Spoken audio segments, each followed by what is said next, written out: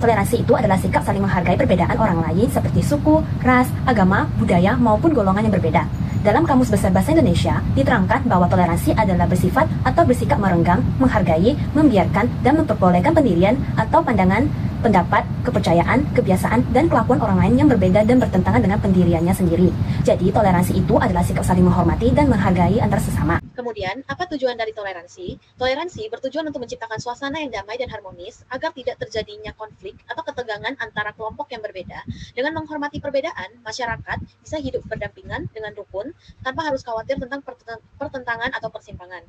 Kemudian, apa hal yang harus dilakukan untuk mewujudkan adanya sikap toleransi?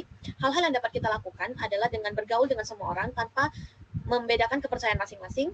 Kemudian yang kedua, menghargai dan memberikan kesempatan kepada teman yang berbeda agama tanpa adanya diskriminasi. Kemudian yang ketiga, melakukan kerjasama antar umat beragama. Dan yang terakhir adalah memupuk sikap toleransi dari sejak dini. Selanjutnya, saya akan membahas apa saja manfaat dari toleransi. Yang pertama, yaitu menciptakan lingkungan yang damai dan juga harmonis. Lalu yang kedua, yaitu menumbuhkan rasa saling menghargai antara individu maupun kelompok. Lalu yang ketiga, memperkaya wawasan dan juga pengalaman hidup, karena kita belajar dari kebudayaan dan pandangan orang lain. Lalu yang keempat, yaitu membuat kita lebih bijaksana dalam menghadapi permasalahan-permasalahan yang ada. Contoh kasus intoleransi di Indonesia. Presidium Dialog Hubungan Antar Agama dan Kepercayaan Pengurus Pusat Ikatan Sarjana Katolik Indonesia, PPISK, Maria Restu Hapsari menyoroti kasus intoleransi yang terjadi di Cianjur, Jawa Barat. Restu menyampaikan hal itu merespon sebuah surat edaran yang mengatasnamakan Tim Pencegahan Pembangunan Vihara di Desa Cimacan, Cianjur, Jawa Barat. Bagaimana penyelesaian masalah tersebut? Padahal upaya penolakan pembangunan rumah ibadah adalah tindakan intoleransi dan sangat bertentangan dengan ideologi Pancasila dan UUD 1945. Yang pertama, dengan menanamkan nilai-nilai toleransi antar agama sejak dini. Jadi sekolah-sekolah dapat mengintegrasikan pelajaran tentang pluralisme dan keragaman budaya dalam kurikulum. Yang kedua, dengan menjaga kerukunan antar umat beragama. Membangun forum dialog antar umat beragama ataupun kegiatan bersama seperti bakti sosial atau perayaan keagamaan dapat mempererat hubungan antar umat. Yang ketiga, membangun dialog dan kerjasama lintas sektoral. Kolaborasi antara pemerintah, organisasi keagamaan, dan masyarakat sipil diperlukan untuk merumuskan kebijakan yang mendukung kerukunan. Program-program yang melibatkan semua pihak dapat mengurangi ketegangan dan meningkatkan saling pengertian. Jadi tantangan yang pertama adalah radikalisme. Radikalisme merupakan paham-paham yang mengajarkan kebencian dan intoleransi terhadap perbedaan agama atau keyakinan yang seringkali menjadi ancaman bagi kerukunan masyarakat. Kelompok-kelompok radikal ini menggunakan kekerasan atau menyebarkan kebencian yang dapat memecah belah persatuan bangsa. Jadi kaum radikal ini merupakan kaum-kaum yang tidak memiliki sikap toleransi terhadap perbedaan keyakinan dan akan melakukan segala cara untuk menghapus keyakinan yang menurut mereka tidak benar. Tantangan yang kedua yaitu hoax dan ujaran kebencian yang beredar di media sosial.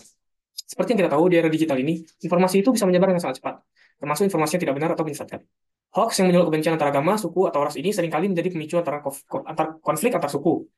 Ujaran kebencian yang beredar di media sosial ini pun memperburuk suasana, memicu ketegangan, dan memulai konflik. Jadi kita sebagai pengguna media sosial harus dengan benar-benar bijak mencermati informasi yang kita dapat sebelum menyimpulkan sesuatu.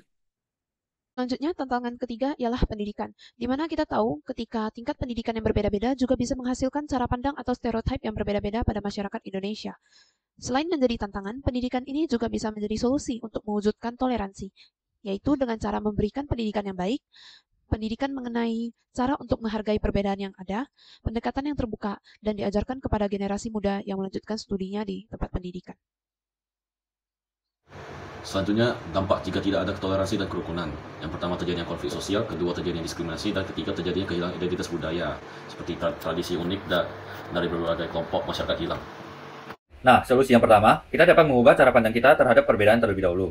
Dibanding kita menganggap perbedaan itu sebagai suatu ancaman, lebih baik kita melihat perbedaan itu sebagai suatu kekayaan.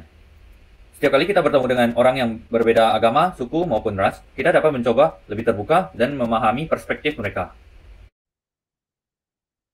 Kedua, kita harus lebih berhati-hati dalam menerima informasi, terutama dari media sosial.